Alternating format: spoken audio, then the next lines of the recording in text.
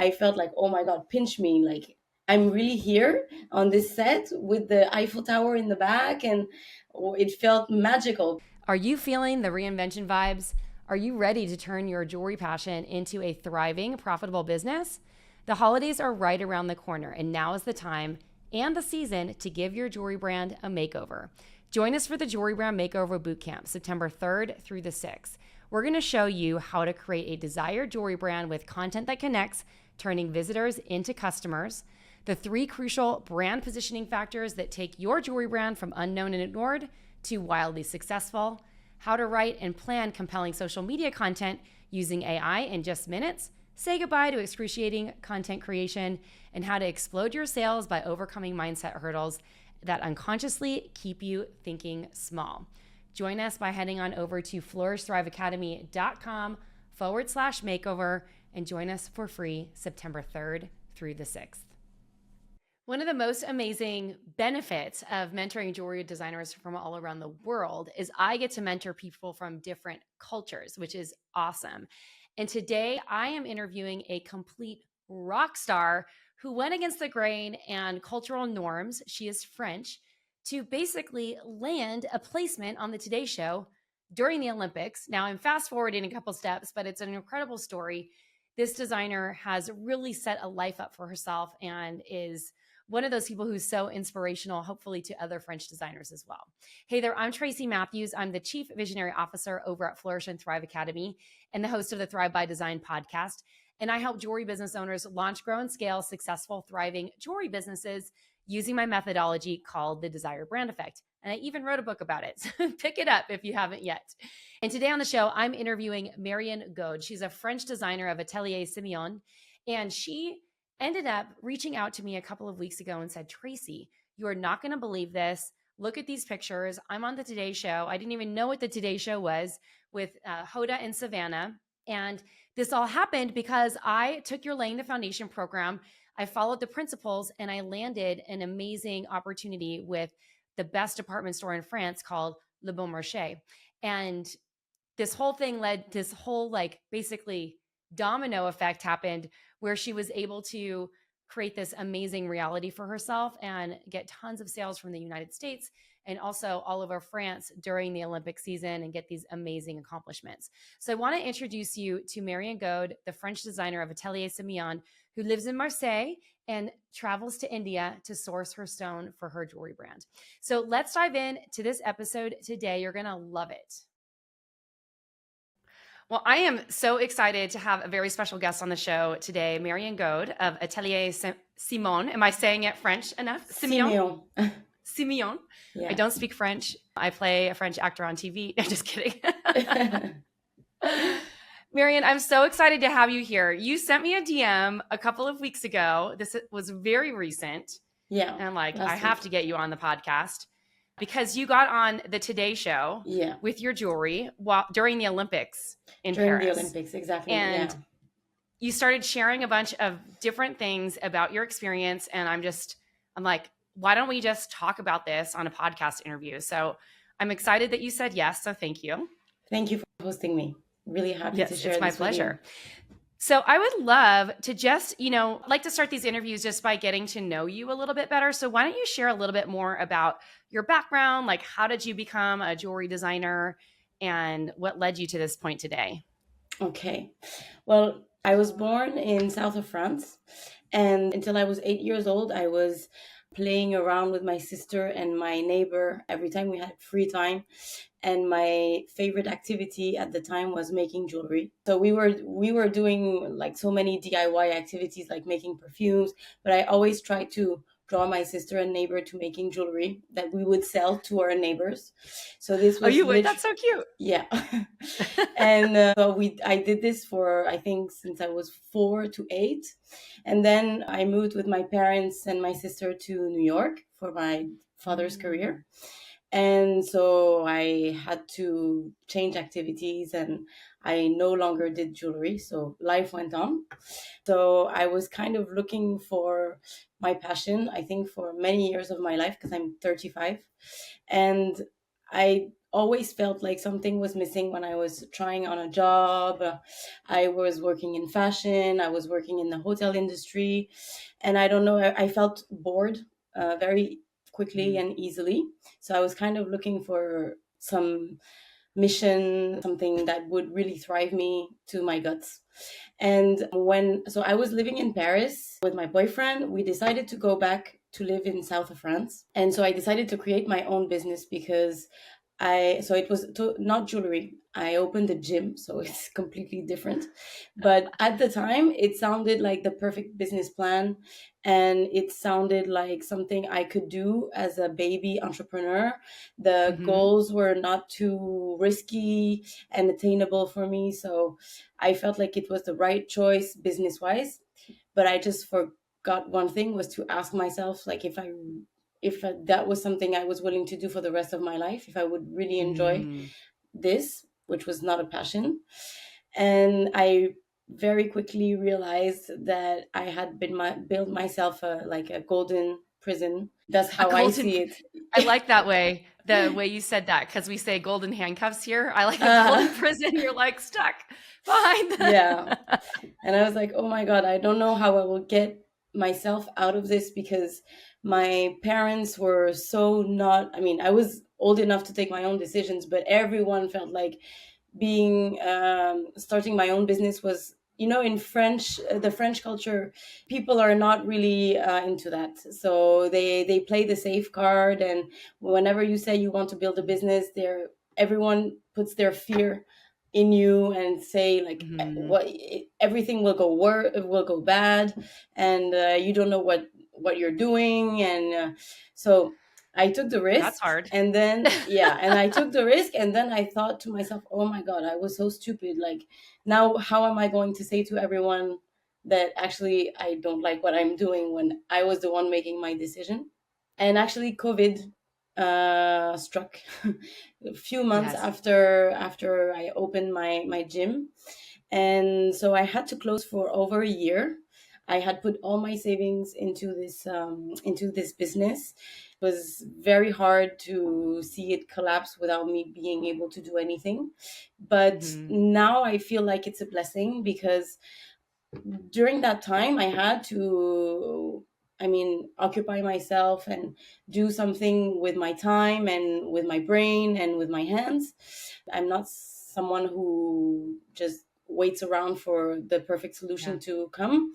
So I was trying to get like my mind on something, and away from fear, anxiety, and everything that you could go through in these times. And I decided to reconnect with my creative part, was when I was a child. So I actually went to the supermarket one day, and because it was the only businesses that were open during COVID. And I was making glass bead jewelry when I was little, and I passed by the kids toy section, and I found the glass beads jewelry that I kind of the same as I was using when I was a child. And I thought, oh, that would be fun to reconnect with that. And so what I didn't know at the time was that this day really became the first day of the rest of my life, where I would build the business of my dreams, because it reconnected to something that was really deeply rooted in me, and that I Mhm. didn't know still existed. And so that's how I got back into the jewelry design. But so clearly in the beginning, I was just doing simple childish things. And very quickly, I started to be curious about making some more difficult pieces and things that I would actually wear as a woman and not as a 4-year old. So yeah, and then I got into stones, because I love stones. So I figured a way to import stones from India through Etsy, and just then things just wrapped up. And now it's my 100% business. And also thanks to you, because it was a hobby. It was not an expensive hobby, because I didn't have money at the time. So I tried to do with the means I had. But I remember this sentence where you said I had to pass through from my expensive hobby to a real business. And Mhm. that was kind of like a statement that was printed in my head. And I thought, yeah, actually, I think I'm ready for this, but it took some time. Yeah. It took some time. So I'm so excited to hear about. First of all, your jewelry is beautiful. I love Thank what you're you. designing. And when you're like, oh, I'd love to source stones from India, when I was reading the beginning, like just stalking your website and stuff, Thank you. amazing product. So you've done a great job transitioning from jewelry that a 4-year-old would make to professional, like more advanced jewelry. So congratulations on that. Thank So you. where do you find your inspiration for your jewelry designs? Like, where are you looking to design? So I think everything starts with the stone. This is Mm-hmm. the central element of, I mean, stones and also pearls, because I use pearls. But I don't know, I think I just see, when I see the stone or the pearl, this is how I design the piece. Is I just see how I want to present this central element, that I want to embrace its qualities, its imperfections. So I don't like to put too many other elements. I like very dainty and thin chains, Mm-hmm. and I think there's a big thing about sourcing the stones. I mean, it takes a lot of my time. I go to India now twice a year for 1 to 2 months every time, and Oh, I wow. really You're not just spend. going for a couple weeks. Wow. Yeah, no, I last trip I took, it was I stayed a little more than 2 months, and I just enjoy sourcing stones as much as I enjoy creating the jewelry, because as soon as my eyes land on a stone that will create emotion to me, then I know I have my piece. Are you sourcing in Jaipur or where are you Yeah, going? yeah, Okay, in Jaipur. Jaipur. Yeah, Yeah, that's where the jewelry hub. I should yeah, connect you with one of my VIPs, Ulka. She's going to sure, India a couple times a year too. It'd be cool if sure, you guys there sure. was some I'm synergy going back there. in September, in mid-September. So Okay. if I'll reach she's out to her there, and see yeah, because that would be fun. I don't know, yeah. not to make a jewelry designer connection on the podcast. So Ulka, if you're listening, reach out to Marion. So, okay, that's amazing. So, and then how would you describe, so the stones speak to you and that's kind of where you feel the emotion and the design. So, I mean, it is a big pivot because I've done it myself to go from designing beaded jewelry or things that a 4-year-old would make to, not that beaded jewelry is something a 4-year-old would make. I don't want anyone to misconstrue me Yeah, because sometimes I say things out of context because I'm wearing beaded jewelry right now and I love this piece and it's not something that, you know, of it's very course. creative. So anyway, making that transition, like where do you, so most of your inspiration comes from the stones, but what about the rest of the design elements? Like where are you looking for that? Anything in particular? You mean the choice of chains, the other elements, or you mean just Yeah. the Yeah. design Well, in so you're just its? like, you're liking daintier things and more Yes, I'm delicate. in. Yeah, I'm in dainty things, and I think just women in general, like seeing women wear some pieces. I think I sometimes they catch my attention, and I'm thinking, oh, I like her necklace. Oh, this lock looks great, or this chain would look great with this stone. Or I Mm. think, but I don't draw. I don't really do any Pinterest inspirational. It's just ideas I It's channeled. catch. Yeah, and then it's very weird because when I create a collection, I know when I took your course, there was a part on a collection design. I mean, the Mm-hmm. collection design, and it was very hard for me to be methodical about creating a collection, and because it's just ideas coming bit by bit, and then I try, and the funny thing is every time I try things, and we sometimes it takes 2 3 months to create the collection, I feel like I'm kind of losing, the things will not go well together, because this I like, but this I like also. And then the funny thing is, when everything I receive all the samples and I gather it all, everything makes sense, everything Yeah. goes actually very well together. And I don't know how to explain this, because I really didn't do it in a methodical way. It felt like it was flowing. And The interesting part is that creativity isn't necessarily methodical, but creating structure or framework can support sure, creativity.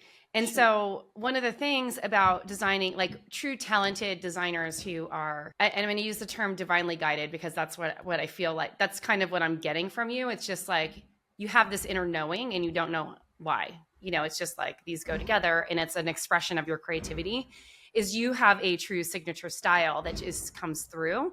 So when you're assorting a collection, it's not that you're going like, okay, well, I'm going to have this piece and this piece and this piece. But when you pull it together, it works together. And that's, there's many, many ways to the same outcome. And, even though we give a structure for people who aren't as skilled at it, like there's so many ways you have to just figure out what works for you. Sure. Yeah. Right. Yeah. So I'm excited because part of your message was, you are living your dream life. You got into Le Bon Marché. Yes. And then you also got a placement on the Today Show during the Olympics. Yes. I posted some pictures on Instagram the other day. It's just crazy. So do you want to talk a little bit about what happened and the timeline and all of that? Sure, because it's you just said divinely guided, and I really feel like this was a divine moment for me, because so just to put things in context, so Simeon is the first name of my deceased grandfather, who left us when I was 14, so a long time ago. But he was really the masculine figure that I looked up to for many, many years, and for me, he still guides me in his way. And he was Greek. The Olympics meant a great deal to him. He was actually a gymnast, but he was also a metalsmith. Oh, he was? He wasn't. He was not. No, not in the Olympics. But I mean, he trained as gymnast. I mean, he did competition. He never went to the Olympics, but I know sports was something very important to him, and he was a metalsmith. So he was not creating jewelry, but he was.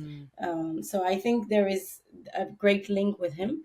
And so basically what happened with the Today Show is that, so 2 weeks ago, I was at my corner at Le Bon Marché, and I meet 3 American women, super nice, super excited. They were on a shopping spree at Le Bon Marché.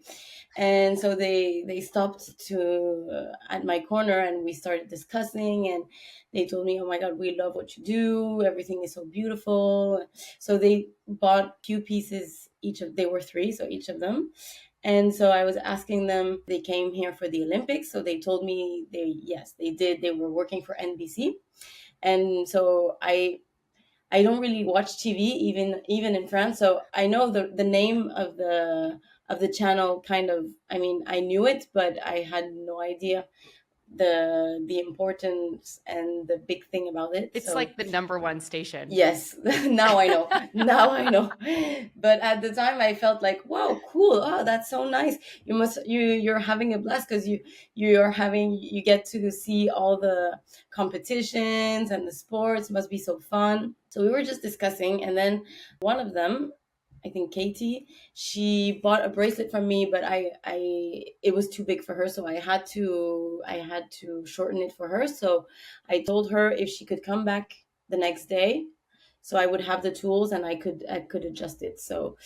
So she didn't come, but she sent people from her team, and one of them told me, so they were like even new customers, because one of them who had come the day before told me, oh my God, when we went back to the hotel yesterday, every girl from our staff asked us about your jewelry, where we got it from and everything. So here are some new customers, but we couldn't bring all of the staff. And she told me, well, Megan, you saw yesterday, is actually the producer of the show.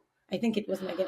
Maybe I'm mixing up the names. I'm sorry if I am. And she would really like to have you on set, so you could talk about how French women stack their jewelry, like the conversation we had yesterday, where you explained to us what was the perfect stack. And so I said yes, I because it felt like a really cool and experience and thing to do, but I had absolutely no idea that I would be on the major main set, and I didn't even know who was Hoda and Savannah. And so I said yes, but I thought, they would maybe film with their phone, or just to have something. I'm laughing so hard because it's like such a big production.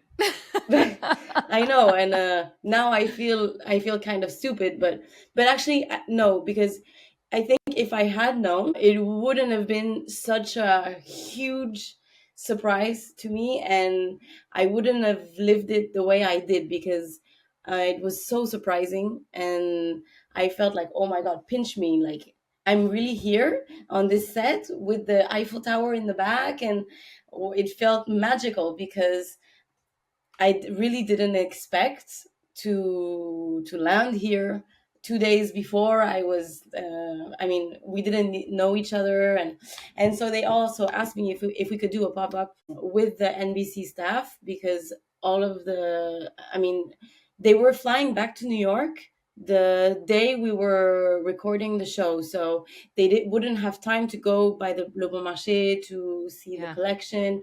So I said, no problem, I'll come. I'll set up a pop up. I'll have my intern help me. And so here we went with my intern, who didn't even know 2 hours before that she was gonna come with me. And we arrived there, and yeah, it was crazy, because basically, also funny thing is, when I arrived, we were really like, thank you to all the NBC staff, because they were so cute and so welcoming and so nice with us. Everyone was really friendly, and we had a great time. And when I arrived, they told me, okay, can you wait here 2 minutes? Katie is gonna come and pick you up. And I said, yeah, no problem, we'll wait. And just like 10 seconds later, there's Simone Biles, who just passes by us, and I was like, oh my god. Actually, so this is another funny story, is just before she won the gold medals, she passed by Le Bon Marché. I didn't know who she was, because she hadn't won the gold medals before, and I didn't watch TV. Yep. And she bought a stack of necklace from me. She did? Yes. Oh my So I don't know gosh. if it was for her or if it was for a gift, but she did, and I recognized her. I think it was 3 or 4 days later, when I saw on Instagram her face everywhere, and I was like, oh my god, but this is the girl I sold the 3 pieces to. I think it was the Saturday or the Sunday. So I saw her again passing by me, and I was like, oh my god, this is insane. And then so we arrived. They had set a really cute table with a white linen, because I had asked her if it was possible just to show their jewelry in the good way.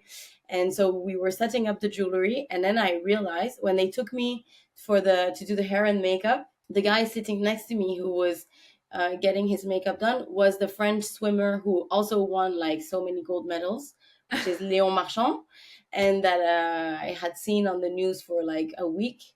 And he was just sitting next to me saying, hi, how are you? I was like, oh my god, what the hell am I You're doing like, what here? is happening right now? What is happening?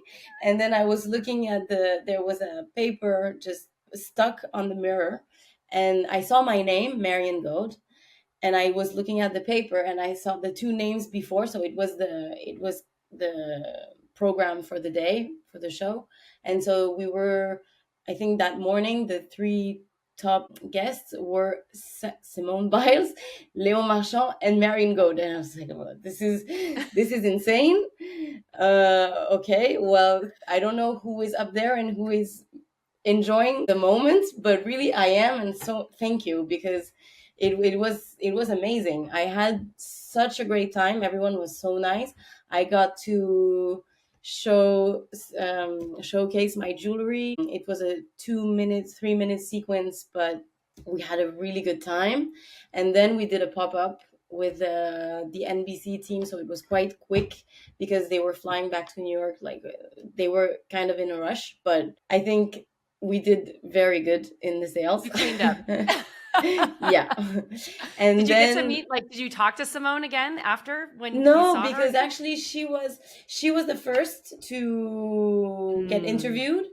So when she was interviewed, I was in the makeup. They were doing my hair and makeup.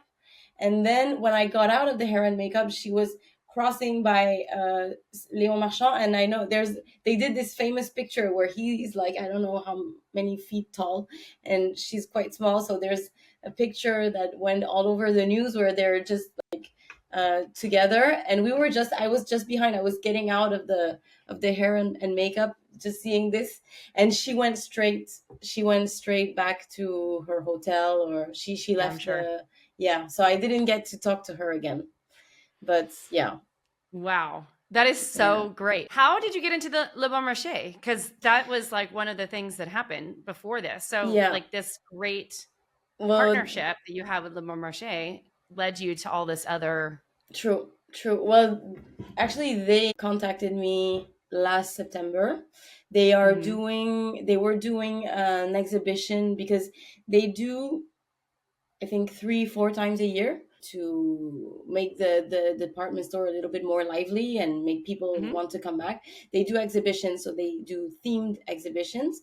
And the for the summer, the theme was Marseille, which is the city I live in, south of Mm. France by the sea. Okay. And so the one of the buyers contacted me on Instagram last September, and this was also crazy because she sent me a message like in the middle of the night, and I thought it was a scam because I received the message early morning, and I thought, yeah, this can't be. This is someone who's going to ask me to send some free jewelry just to see the collection, and I'm never going to see the jewelry back again. So I thought it Yep. was a scam because sometimes that happens. And Mhm. no, it wasn't. It was actually the real buyer from Le Bon Marché. So I think She's working again, late. yeah, yeah, exactly. Yeah, very late. And so here again, I think divine intervention. I mean, I put in the work. I follow your challenges. I followed laying the foundation. So I'm doing the work, but really I feel like I'm being helped on some levels because Your yeah. grandfather is looking over you. Yes, he is He definitely. is. It's so He great. is. Yeah. Okay, so now I want to do kind of a hard pivot. Like, tell me a little bit about your experience taking the Laying the Foundation program. Like, what was going on at that time that made you want to join it? I know French people Um are very skeptical, so I feel honored that you decided oh, to take the leap. thank you. Actually, I am so glad that you offer this type of program because we actually don't have this in France. Or I think the quality, I mean, for entrepreneurs, it's quite difficult to Yeah. have the good mentors in France because yeah, it's just not in our veins, I feel, and I Hmm. hope it's going to change. Yeah. But I like thank my parents because I got to live abroad and have a little bit of that Hmm. American way of thinking, and so and I speak English, so I can follow Hmm. your challenges and your lessons and everything. But I don't remember how I landed on the challenge you did. I think it was January 2023, Yep. and it was a 7 day or 5 day 3 day challenge. Hmm. And so I followed that like really religiously. I was for 3 days like on my laptop at 7 taking notes and doing all the exercises and everything, and really into it. And then you launched the Laying the Foundation program, and really at the time money was kind of an issue because I was not struggling, but I had just what I needed to go Yeah. through every month. And I think something happened. I can't remember what, but some money was coming in. I don't remember how, but I had almost the exact amount that, Wow. yeah. And I thought, okay, let's just take a leap of faith. I had a blast for 3 days and I will learn things, and I need help. I work a lot and I try to figure things out on my own, but I think I really need a mentor, and you really felt like a mentor through the Oh. challenge. And so I just, yeah, I decided to sign up for the program. And I thought to myself, like, now your goal is to actually like get your money back. You will do the work because you will need to get the money back in like 1 or 2 months tops. And I And did did. you? And I did Okay. in actually 2 weeks. 2 weeks. How did you do that? Yeah.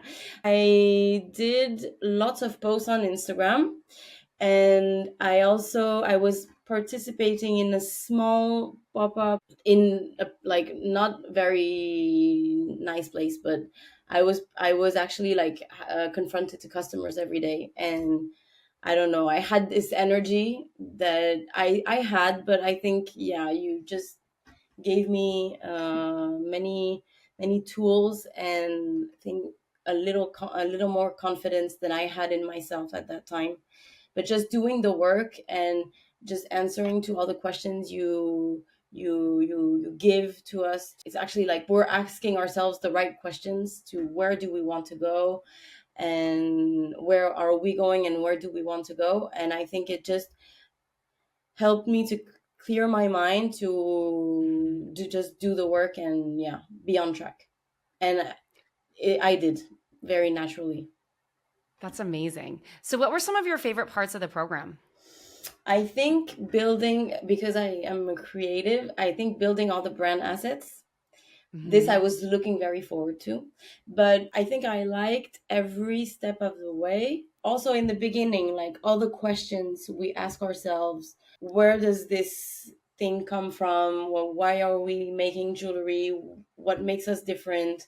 Yeah. These are questions that I didn't ask myself. I just went on, and like the vision, the mission, it took me a lot of time, really. Like I think it took me more than 2 or 3 weeks to do that part, because I wanted to do it right, because in my head it Yeah. was really like, okay, this is going to be the foundation. So don't don't just do it to do it, and yeah, go all the way.